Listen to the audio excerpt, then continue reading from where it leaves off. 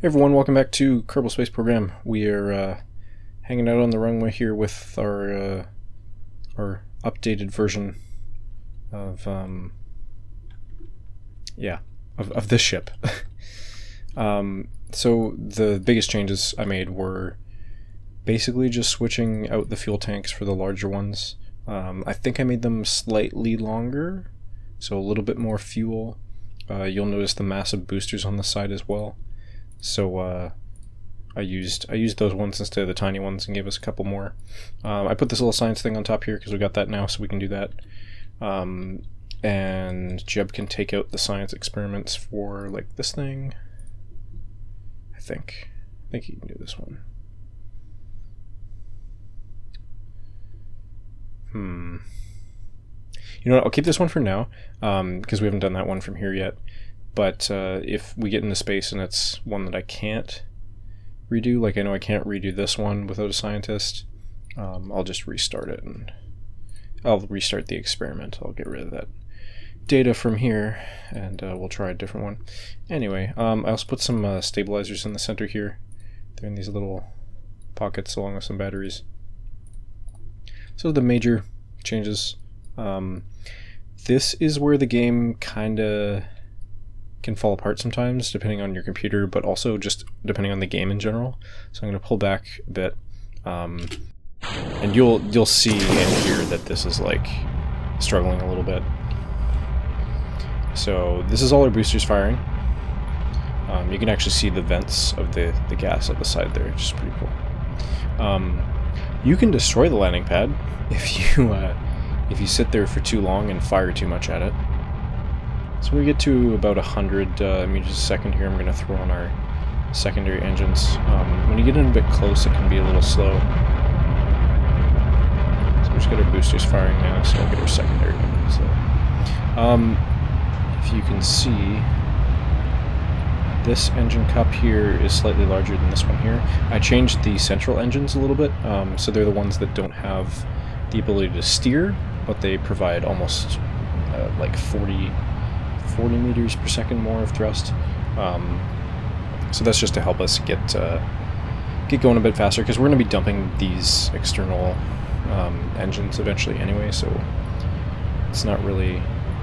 Most of their use is going to be either on a single maneuver where we're in a straight line, or in the atmosphere where we're not doing a lot of maneuvering for a little bit. I usually save that until after the boosters are off, once we hit to like 30,000 meters. Same shot.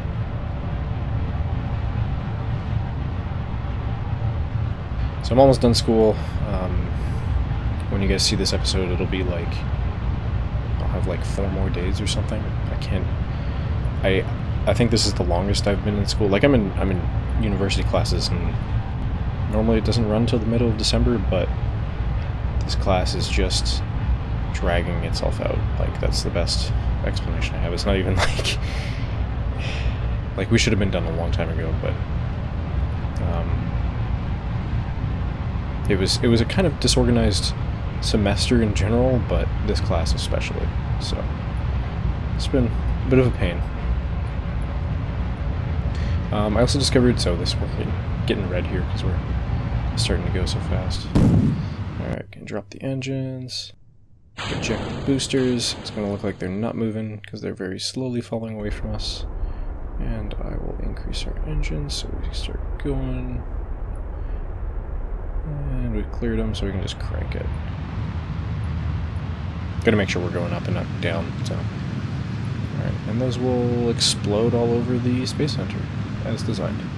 Okay, we've achieved a high enough altitude now and less atmosphere to start to kind of maneuver a little bit. So I discovered that I've actually been maneuvering incorrectly. I keep going this way on the globe, which was this direction, I believe, which is what was giving me the screwed up orbits. So if we look now, I'm getting a more equatorial orbit, which is kind of easier to deal with, especially if you're doing more maneuvers and stuff. Gets you aligned for things a bit better. I did test this in between episodes to make sure I could actually get it off the ground. So I'm going to let this go up a bit higher because I didn't have as much maneuvering distance as I would have liked. Almost enough. Going for 120. There we go. Alright, so shut our engines off for now.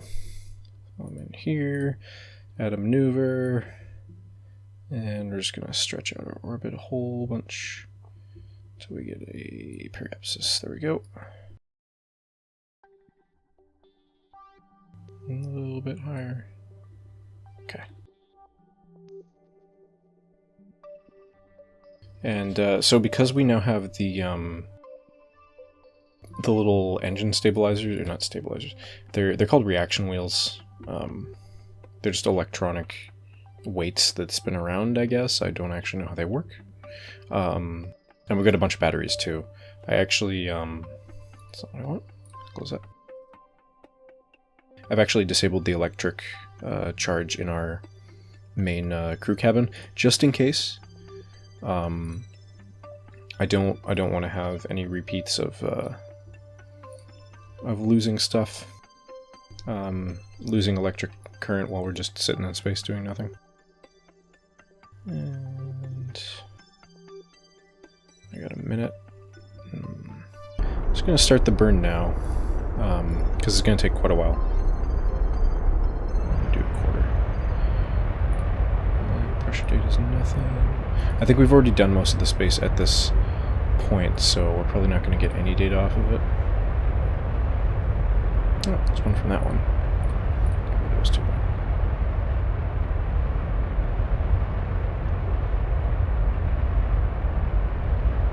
Yeah, so I took our initial design here in the central line, and I just added 2 more of them.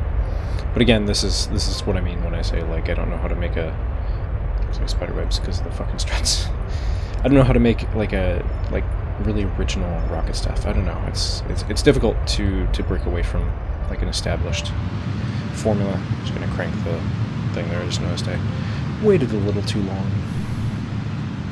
It's okay. We're slowly coming up on it, but it's going to take us 30 seconds. We will have about 45 seconds left in the burn until we reach this point. How's it over there? It's over there. Oh, I guess that's where it's going to be when I get there. Okay.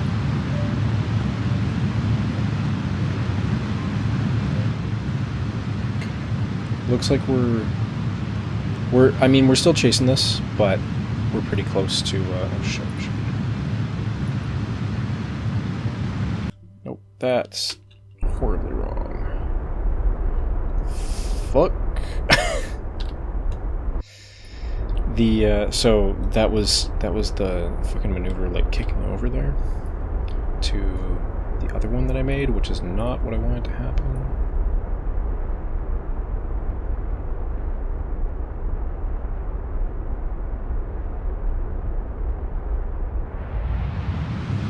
We gotta get this shit going, because I will run out of height. We're starting to go down now, so hopefully our lowest point's going to be this 100,000. It looks like it's still on target for now, on track, I guess. Yeah, there's very little pressure data you can gather from space once you've done it once, because it's a vacuum and that never really changes until you start landing on places or getting very close to planets and moons and stuff, including Kerbal. Okay, just about done.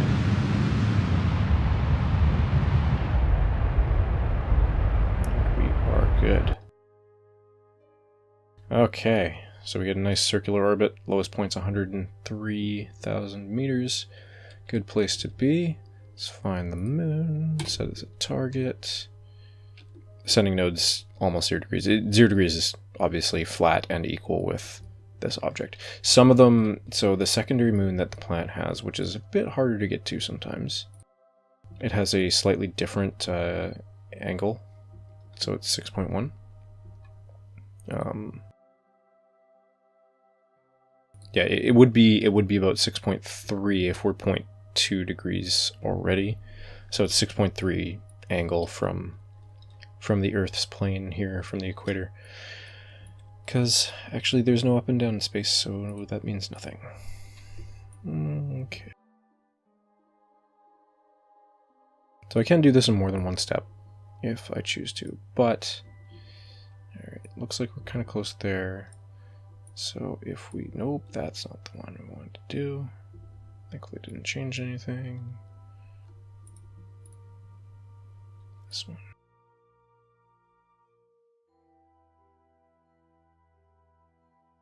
There we go. So the best thing, when you want to actually go to a location, you want to have the encounter and the it's the wrong thing. The encounter and the escape as far apart as possible, because that way you have more time to maneuver. So if we spread that out a little bit more, 2 days. So we'll have 3 hours to do our maneuver, which is more than enough time, because when we actually get there, we're going to the lowest point in our orbit. So we already have that location that we're going to head to. We're going to head to the lowest point, and then we're going to burn retrograde and drop our apoapsis down so that we have an orbit around the moon. Okay, once the ship here settles onto that location, I'm going to bring out Jeb, have him do some science stuff. Any different crew reports? Nope. Turn on our little cockpit light. Thankfully, lights don't actually cost power in this game. I'm sure there's a mod to make... There's a mod for oxygen and food and stuff that I've seen out there, but it was too complicated for me to deal with, so... Okay, I'm gonna turn our SAS off to save a bit of battery for now, because we're not gonna float very far. Kerbin's water, okay. So let's see if I can reset this this thing here. And thankfully the Kerbals float through struts. Collect data. Yeah, okay. So I can only use this one once, unless I have a scientist with me. So we will save that for the moon. There was one of these, though.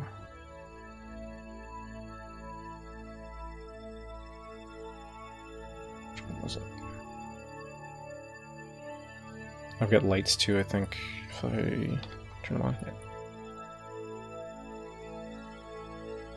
Not that I ever really need stuff. I prefer to play with brightness up on things, just like I don't care to really have the darkness affect me unless I'm playing a horror game, and even then I don't really care. It's just like I'd rather not miss shit that's like sitting in the darkness, like items or whatever for the game. Is it just the goo canister? Well, you can see the moon over there actually. Eventually we will come up to it.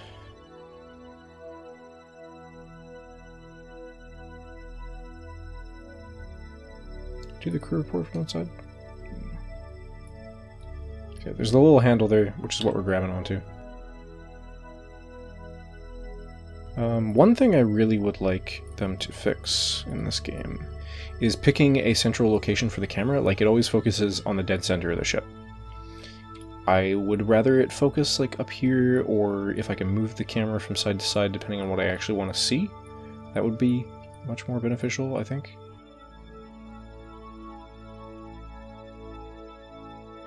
Okay. Oh, we've passed our node. Shit. Alright, well, we'll start the burn anyway. It shouldn't be much of a big deal. I think we're going to have a lot of fuel to spare.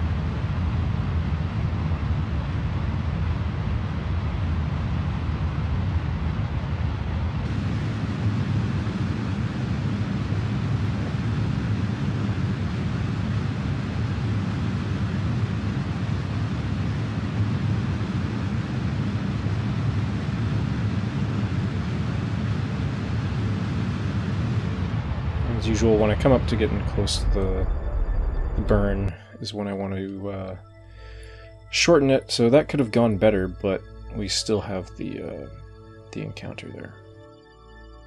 So that's okay. 2 days, 4 hours.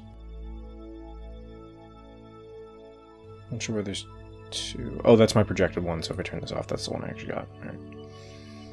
So we're going to encounter the moon a little bit further over. Or here, actually, right there. Okay, so let's see if there's any science I have to do, and if not, we'll just skip ahead to the moon.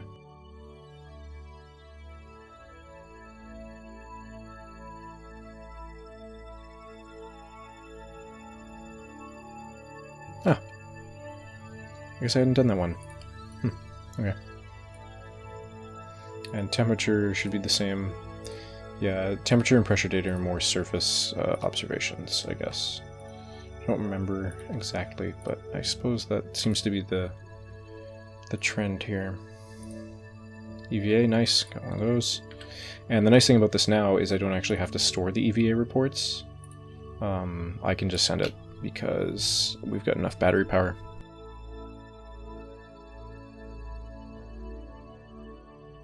Turn the SAS off again, because we're going to be drifting through space for a little while.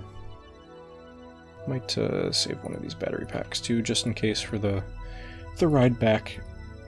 It's probably not going to matter. We'll probably have more than enough electricity. There's a lot on board.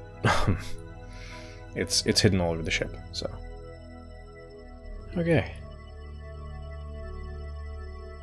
So I'm going to warp us over to our moon encounter over here.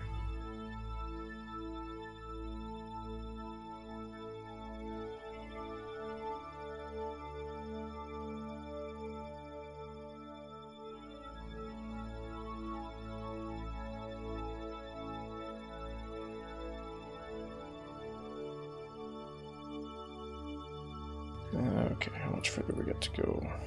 11 minutes.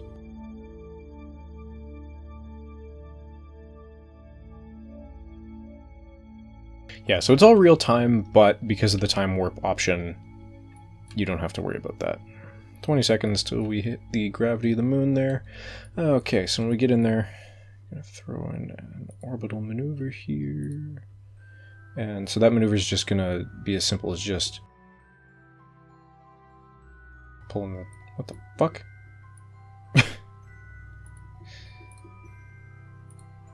What should happen is it should just give us an apoapsis around the... Oh, there we go. Okay.